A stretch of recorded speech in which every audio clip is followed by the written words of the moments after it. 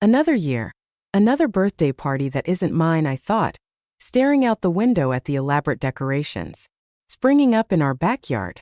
Sophia was turning 18, a momentous occasion that apparently required a 5-tier cake, a live band, and enough fairy lights to illuminate a small city. My own birthday, a mere 2 months ago, had been celebrated with a store-bought cake and a half-hearted rendition of Happy Birthday from my parents. The difference was Sophia.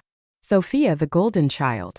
Sophia the beautiful, talented, effortlessly charming creature who could do no wrong in my parents' eyes. Sophia, who received designer clothes, lavish vacations, and endless praise, while I was relegated to hand-me-downs and expected to be grateful for the scraps of attention that fell my way. Ella, darling, could you please help me with these balloons? My mother's voice cut through my thoughts, her tone saccharine sweet, but I could detect the underlying impatience. I was, after all, interrupting her important task of arranging Sophia's birthday presents: a diamond necklace, a designer handbag, and a vintage Chanel scarf.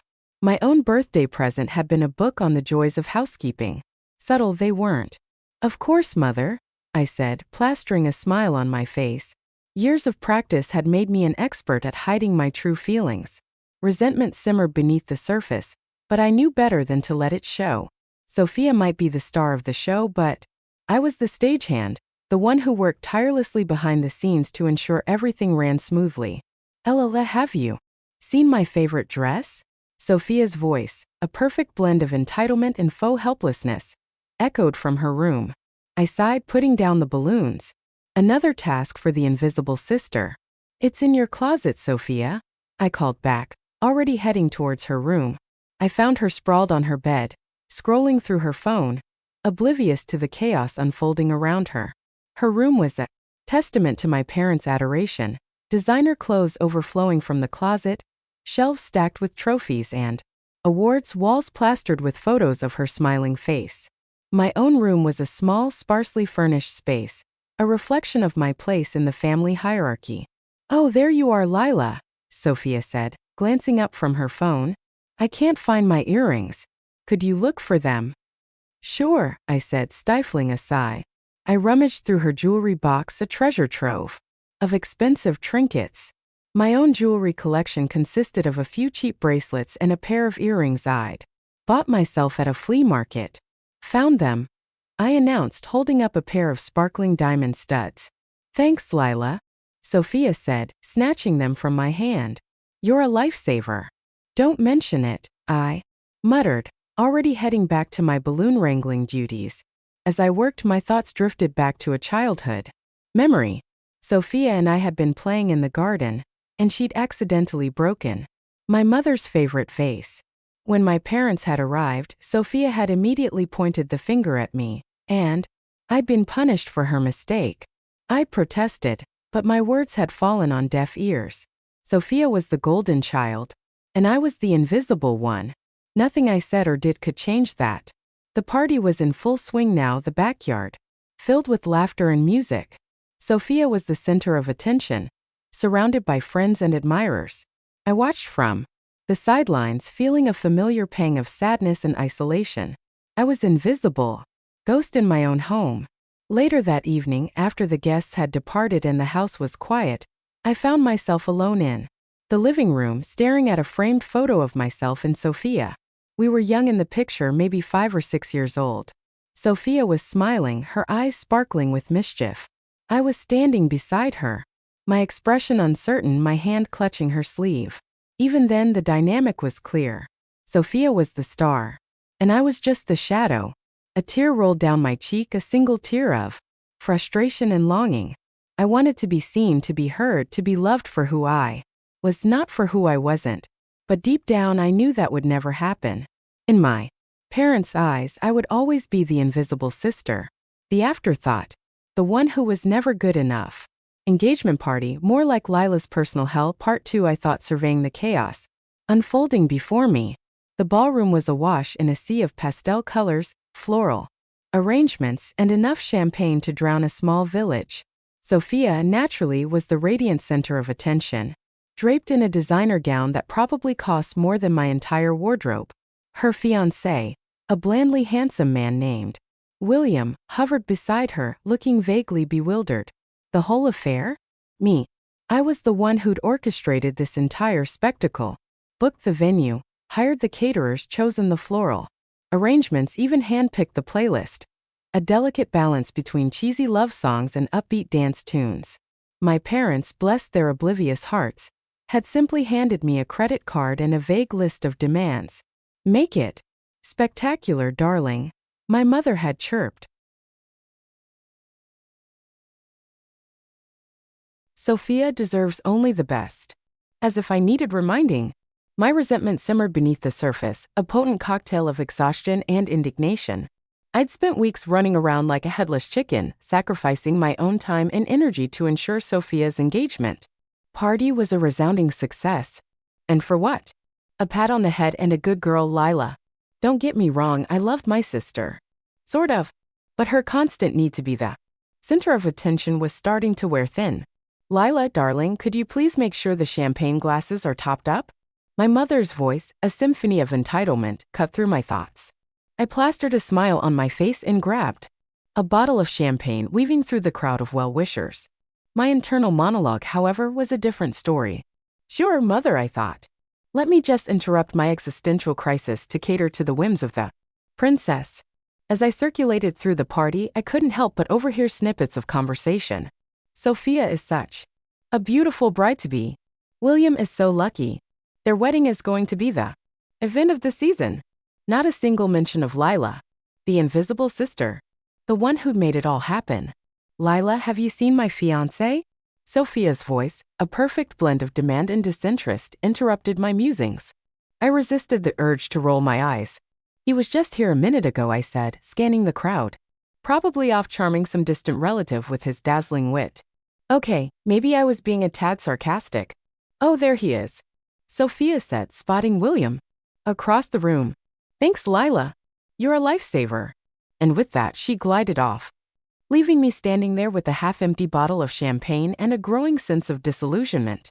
The party raged on, a blur of music, laughter, and champagne-fueled conversations. I watched from the sidelines, feeling increasingly detached. My parents were busy showering Sophia with praise and attention, oblivious to my existence. Sophia was basking in the adoration, her fiancé a mere accessory to her radiant glow. And me? I was the invisible girl, the unpaid servant, the one who made it all happen but received none of the credit. As the evening wore on, my resentment grew, morphing into a cold, hard realization. I was nothing more than an afterthought to my family, a convenient tool to be used and discarded when no longer needed. They didn't see me. They didn't appreciate me. And they certainly didn't love me for who I was. I was just there, a shadow in the background of their perfect picture.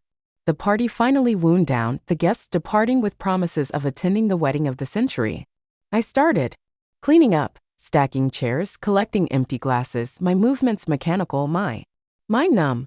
My parents, exhausted from their social exertions, retired to their room, leaving me to finish the task. And then it hit me. They left without me. They hadn't even noticed I was still there. I stood alone in the empty ballroom, surrounded by the remnants of Sophia's perfect engagement party, a symbol of my own insignificance. A wave of despair washed over me, threatening to engulf me. Just me, standing in the middle of the living room, surrounded by the remnants of Sophia's perfect engagement party. A discarded tiara glittered on the floor, a half-eaten slice of cake sat abandoned on a table, a stray helium balloon bobbed mournfully against the ceiling. It was a scene of faded glory, a stark reminder of my own fleeting relevance. I walked over to the mirror, staring at my reflection. My makeup was still flawless, my dress still elegant, but it was all for nothing. The carefully crafted illusion of happiness, the mask I'd worn for so long, finally cracked. A single tear rolled down my cheek, followed by another and another. Soon I was sobbing uncontrollably, the years of suppressed emotions finally spilling over. They left without me, I whispered, my voice choked with despair. They didn't even notice. The realization hit me like a punch to the gut. I was invisible, not just at the party, but in their lives. I was the forgotten sister, the afterthought, the one who was always there, always willing to help, always ready to be overlooked. My mind drifted back to a childhood memory. Sophia and I had been playing in the attic, a forbidden realm filled with dusty treasures and forgotten memories. Sophia, ever the daredevil, had climbed onto a rickety old chair, reaching for a porcelain doll perched precariously on a shelf. The chair had wobbled, Sophia had screamed, and the doll had shattered into a million pieces. When our mother arrived, Sophia immediately burst into tears, pointing a trembling finger at me. "Lila did it," she wailed. And I, the ever-dutiful sister, had taken the blame, accepting the punishment without a word of protest. The memory stung, a fresh wound on an old scar. It wasn't just the party. It was a lifetime of being overlooked, of being taken for granted, of being treated like a second-class citizen in my own family. And in that moment, something inside me snapped. I was done. Done with being the invisible sister, the unpaid servant, the emotional punching bag. Done with the endless cycle of expectations and disappointments. Done with the family that never truly saw me, never truly appreciated me.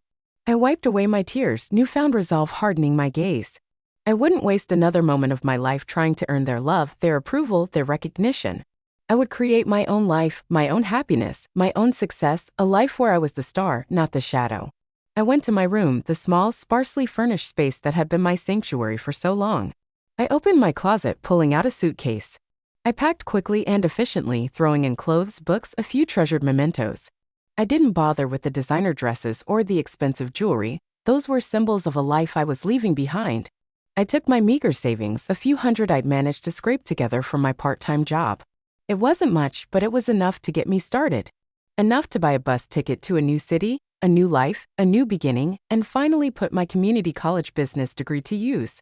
I walked out of the house without a backward glance. The door clicked shut behind me, a finality to the sound that echoed in the silent night. I didn't leave a note, didn't bother with explanations or goodbyes. They wouldn't notice anyway. They were too busy basking in Sophia's reflected glory, oblivious to the fact that they just lost something far more precious. I stood at the bus station, the neon lights casting an eerie glow on my tear-stained face. The bus pulled up, its engine rumbling, a promise of escape. I climbed aboard, finding a seat by the window. As the bus pulled away from the curb, I looked back at the house I'd grown up in, the house that had been my prison for so long. A wave of sadness washed over me, a bittersweet ache for the family I'd never had. But beneath the sadness, there was a flicker of determination, a spark of hope for the future.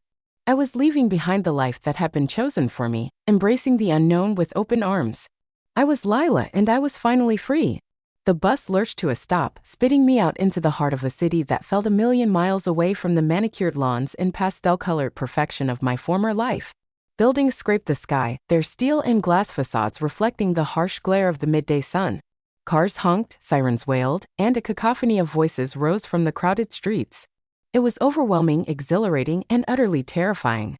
I lugged my suitcase through the throngs of people, feeling utterly lost and alone. My carefully constructed composure threatened to crumble, but I held it together. "Don't panic, Lila," I muttered to myself. "You've got this. You're a strong, independent woman now. Or at least, you're going to be." My first order of business was finding a place to stay. My meager savings wouldn't stretch to a fancy hotel, so I opted for a cheap hostel, a dingy little place with questionable plumbing and a distinct aroma of stale beer and desperation. But it was a roof over my head, and for now that was all that mattered. The next morning, I set out to find a job.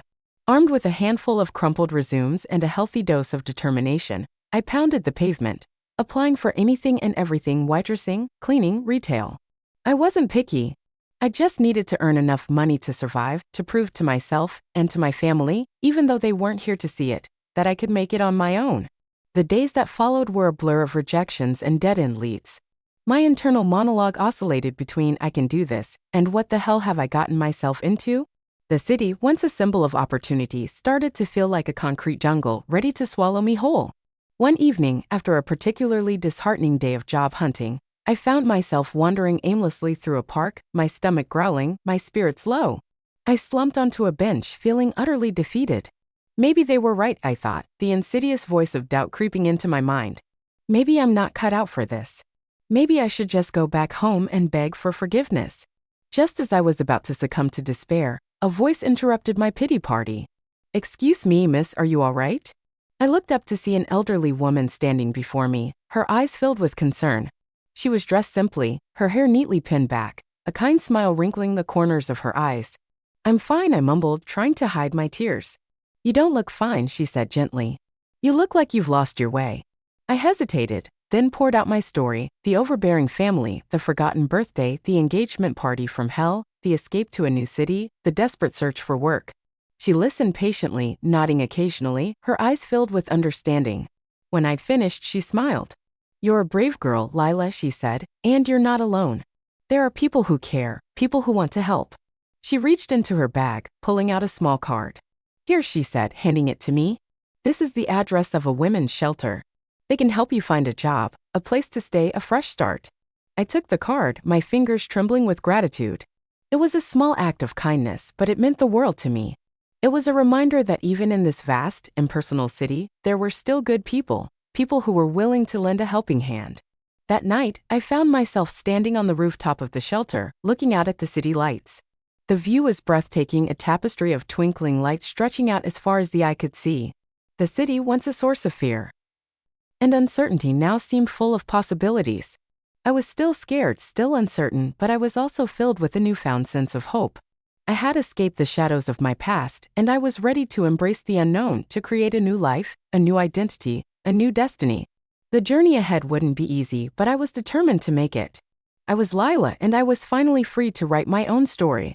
Another day, another dollar, I muttered, adjusting my apron with a sigh. The restaurant was bustling, a symphony of clinking silverware, hushed conversations, and the occasional obnoxious guffaw. I weaved through the tables, balancing trays laden with overpriced appetizers and exotic cocktails, my smile plastered on, my internal monologue a symphony of sarcasm. Ah, the glamorous life of a waitress, I thought, dodging a stray elbow with practiced ease. My business degree is so helpful. I can memorize the daily specials and recite the wine lists with the enthusiasm of a Shakespearean actor. My escape from my family's suffocating embrace had landed me squarely in the realm of high-end hospitality. Apparently, experience was a prerequisite for any job that didn't involve scrubbing toilets or flipping burgers. So here I was, catering to the whims of the wealthy elite, my meager tips barely covering the rent for my shoebox apartment. But hey, at least I wasn't being asked to organize any engagement parties. Excuse me, miss. A voice smooth as velvet cut through my thoughts. I turned to see a man standing by a table, his eyes the color of stormy skies, his suit probably worth more than my entire existence. This was definitely not my usual clientele. Yes, sir? I asked, plastering on my best customer service smile. I believe there's been a mistake with my order, he said, his voice a low rumble that sent an unexpected shiver down my spine. I specifically requested the Chilean sea bass, not the salmon. I glanced at the plate before him. You're absolutely right, sir.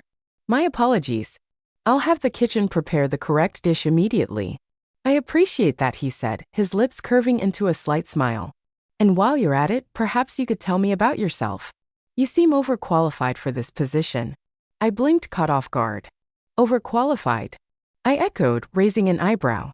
Sir, I assure you, my ability to carry 3 plates at once while dodging flying breadsticks is a highly sought-after skill in this establishment.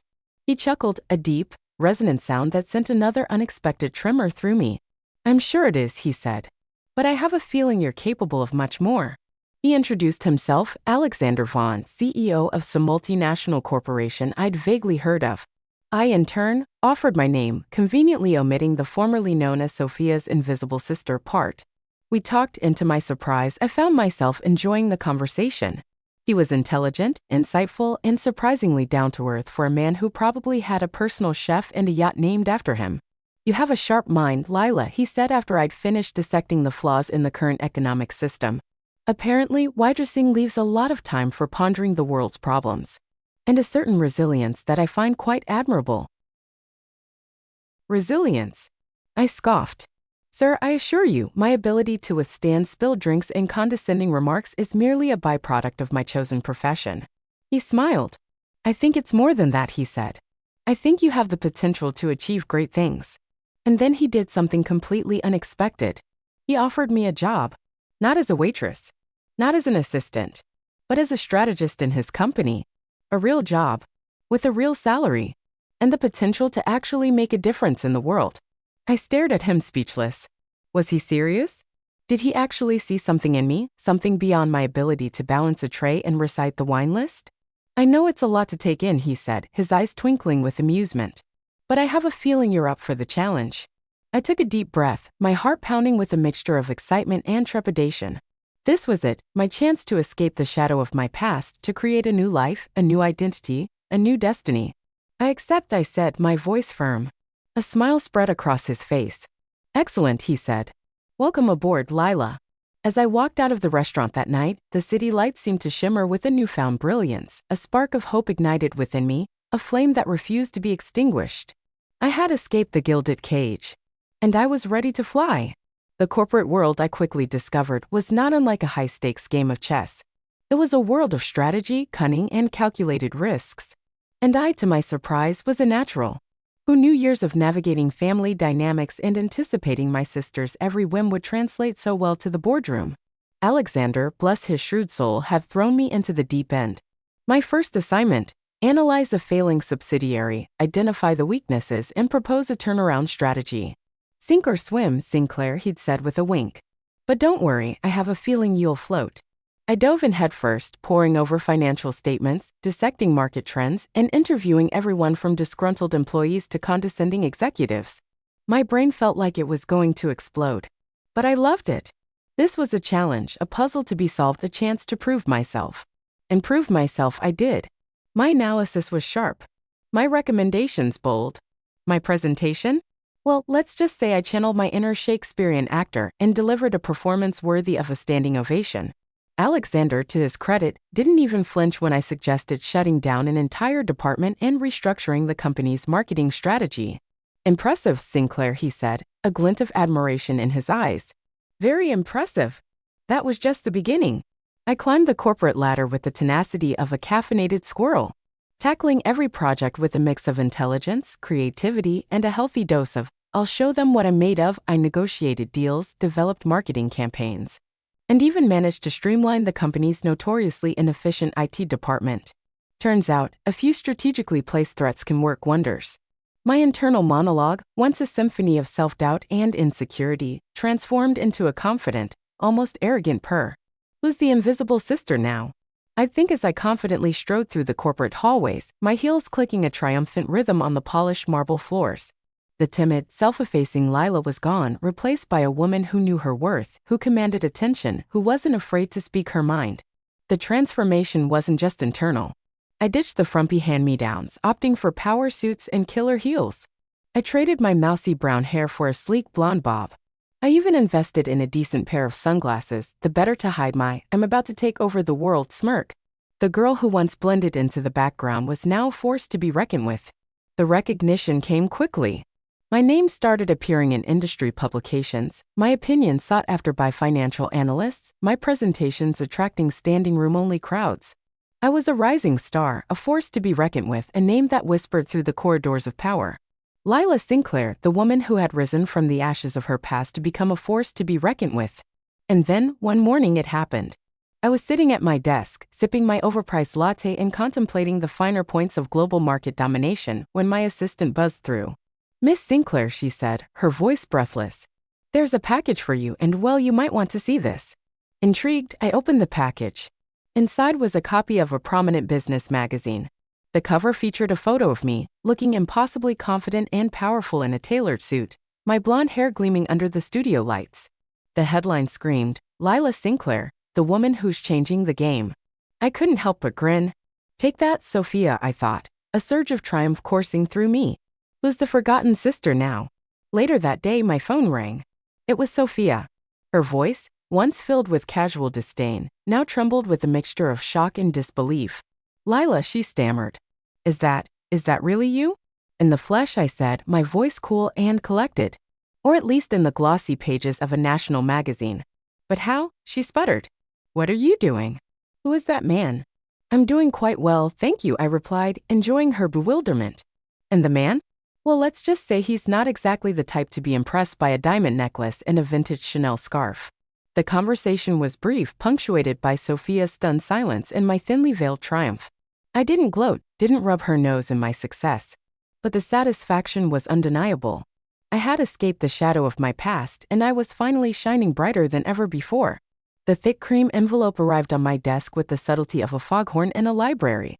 Embossed with swirling calligraphy and a ridiculous amount of gold leaf, it screamed high society wedding, the kind where champagne flowed freely and guests air-kissed with practiced indifference. I flipped it over, recognizing the return address with a flicker of amusement. My parents. Fancy that. Sophia was getting married. Again. Apparently, blandly handsome William hadn't quite lived up to expectations. This time, the lucky groom was some titled chap with a name like Reginald or Bartholomew and a family tree that probably dated back to the dinosaurs. Good for her, I thought, tossing the invitation onto my desk with a shrug. I had a board meeting to prepare for, a merger to finalize, and a new line of power suits to consider. Weddings were so last year. The invitations, however, proved to be more persistent than a telemarketer on a deadline. First came the phone calls, my mother's voice dripping with a sickly sweet blend of guilt and desperation. Lila, darling, she'd coo. We'd be so honored if you could attend Sophia's wedding. It wouldn't be the same without you. Right. Because I was such an integral part of the last one, I thought, stifling a yawn. Then came the emails, my father's attempts at reconciliation bordering on the comical. We understand you're still upset about the past, he wrote. But we hope you can put that aside for Sophia's special day. Family is everything after all. Ah yes, family. The same family that had treated me like an indentured servant for the better part of 2 decades. The same family that had conveniently forgotten my existence until they needed someone to plan a party or fetch a forgotten earring. That family. I ignored their calls, deleted their emails, and tossed their handwritten letters, yes, they actually resorted to snail mail, into the recycling bin without a second glance. My indifference was a shield, a fortress built from years of suppressed emotions and hard-won independence. They wanted forgiveness?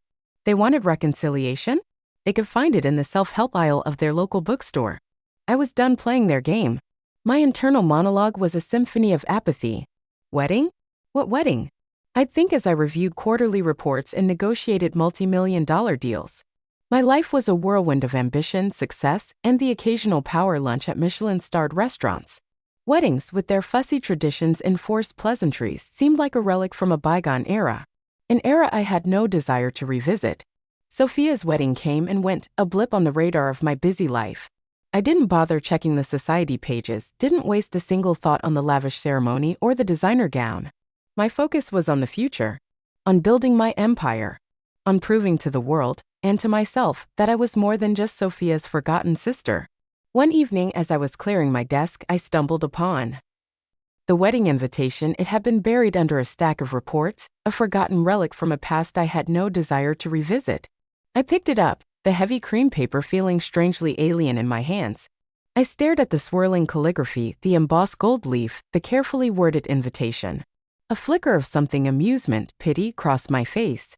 With a decisive gesture, I crumpled the invitation into a ball and tossed it into the trash. The sound of it hitting the bottom of the bin was strangely satisfying, a symbolic severing of ties, a final farewell to the family that had never truly seen me. I was done with them. Done with their drama. Done with their expectations. I was Lila Sinclair, and I was writing my own story now.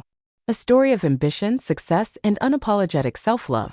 A story where I was the star, not the shadow. And in this story there was no room for regrets.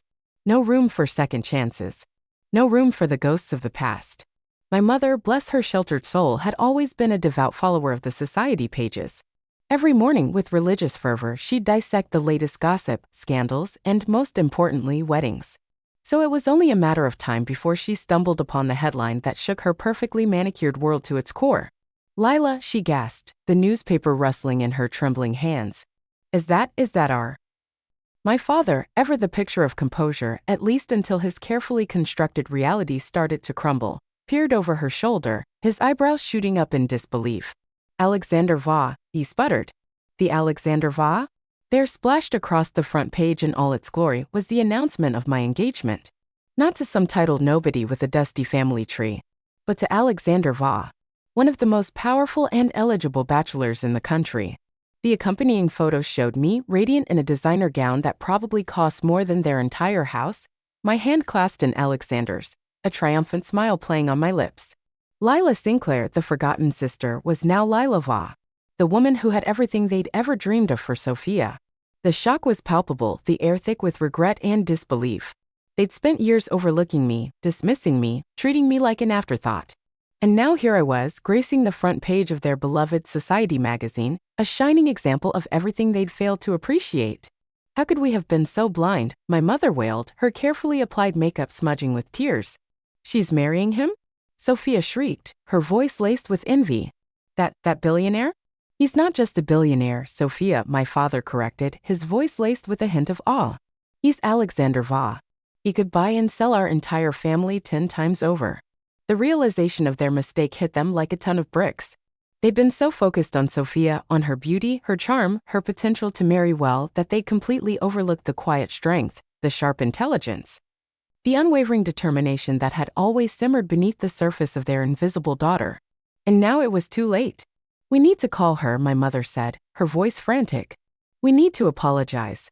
We need to tell her how proud we are. Proud? Sophia scoffed. You never cared about her before. Why now? Because she's marrying Alexander Va, my mother exclaimed as if that explained everything. Their attempts to reconnect were met with silence. I ignored their calls, deleted their emails, and tossed their tear-stained letters into the trash without a second glance. My indifference was a weapon, a shield, a testament to my newfound power. They wanted forgiveness? They wanted a piece of my success? They could choke on their regret. My life was a world away from their petty dramas and social anxieties. I was building an empire, negotiating deals, and attending charity galas with the confidence of a queen. My days were filled with purpose. My nights with passion. I had everything they'd ever wanted for Sophia and more. And I had achieved it all on my own. Without their help. Without their approval. Without their love. The contrast between my life and theirs was stark, a constant reminder of their misjudgment. Sophia's marriage to the titled nobody was a pale imitation of my own impending nuptials. Their social circle, once a source of envy, now seemed small and insignificant compared to the world of power and influence I inhabited. Their attempts to climb the social ladder were met with polite indifference. Their invitations to exclusive events, politely declined. They were fading into irrelevance. Their world crumbling around them, while mine was just beginning to bloom. As the days turned into weeks, their calls became less frequent, their emails less desperate. The realization that they had lost me, truly lost me, finally sunk in. They had traded a diamond for a rhinestone, a masterpiece for a cheap imitation. And now they were paying the price of their own blindness, their own arrogance, their own inability to see the true worth of their invisible daughter. The cathedral was bathed in a soft golden light, the air thick with the scent of lilies and anticipation. Not a single pastel color in sight. Take that, Sophia. I stood at the top of the aisle, my reflection shimmering in the polished marble floor. Gone was the timid girl in the hand-me-down dress. In her place stood a woman, radiant and confident, clad in a gown that whispered of understated elegance and quiet power. This wasn't just a wedding. It was a coronation. The music swelled and I began my descent, my eyes fixed on Alexander waiting at the altar. He looked impossibly handsome, his usual stoic demeanor softened by a smile that made my heart flutter. This was my king. My partner. My equal. He saw me, the real me, the woman I had become. And loved me fiercely for it.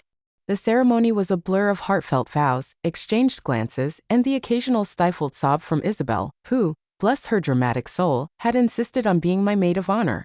But it wasn't the pomp and circumstance that resonated. It was the feeling of belonging. Of being surrounded by people who genuinely cared. Who celebrated my happiness. Who had witnessed my journey from invisible sister to unstoppable force. My eyes swept across the crowd, Isabel radiant in a dress that defied gravity. Kenji looking surprisingly dapper in a suit that probably cost more than his entire apartment. Carlos beaming with pride as he strummed a joyful melody on his guitar. These were my people. My chosen family. The ones who had picked me up when I'd fallen. Who had cheered me on every step of the way. They were the ones who mattered. The ones who truly understood the magnitude of this moment. And then my gaze drifted toward the back of the cathedral, where a small group stood huddled together, their faces etched with a mixture of awe and regret. My family?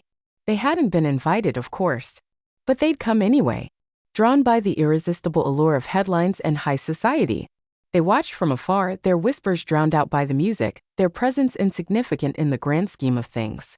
Look at her, my mother whispered, her voice laced with a bitterness that even the expensive champagne couldn't mask. She has everything we ever wanted for Sophia and more, my father added, his eyes fixed on Alexander, the embodiment of wealth and power. Sophia said nothing. Her gaze fixed on me. A flicker of envy in her eyes. Her own wedding with its titled groom and predictable pomp paled in comparison to this. This was a celebration, not just of love, but of triumph, of resilience, of a woman who had dared to defy expectations and create her own happily ever after. My internal monologue, once a constant stream of self-doubt and insecurity, was now a quiet hum of contentment. I had done it. I had escaped the gilded cage, built my own empire, and found a love more fulfilling than anything my family could have ever imagined. I was no longer the forgotten sister, the afterthought, the invisible girl. I was Lila Va, and I was exactly where I was meant to be.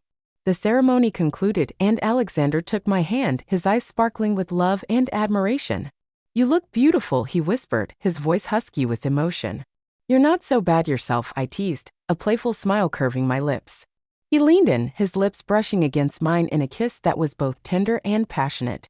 And as I melted into his embrace, I knew that this was just the beginning of a new chapter, a new adventure, a new life, filled with love, laughter, and the unwavering certainty that I had finally found my place in the world. A place where I was not just seen but celebrated. A place where I was not just loved but cherished. A place where I was not just Lila, but Lila Va, the woman who had defied the odds and created her own happily ever after.